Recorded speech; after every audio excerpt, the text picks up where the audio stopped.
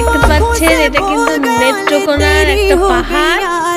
এইটাই আমরা গিয়েছিলাম। এটা নেত্রকোনার একটা উপজেলাতে এটা অবস্থিত। আপনারা নেত্রকোনা গেলে নেত্রকোনার এলাকার মানুষের কাছে যদি জিজ্ঞাসা করেন তাহলে আপনাদেরকে এই লাল পাহাড়টা দেখিয়ে দেবে।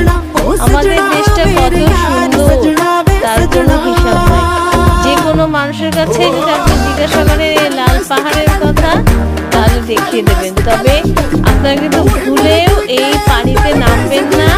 এই পানিতে কিন্তু অনেক মানুষ পড়ে মারা গেছে এবং এতে অক্সিজেনের অভাব থাকায় এই পানিটার মধ্যে কেউ নামলেই মারা যায়।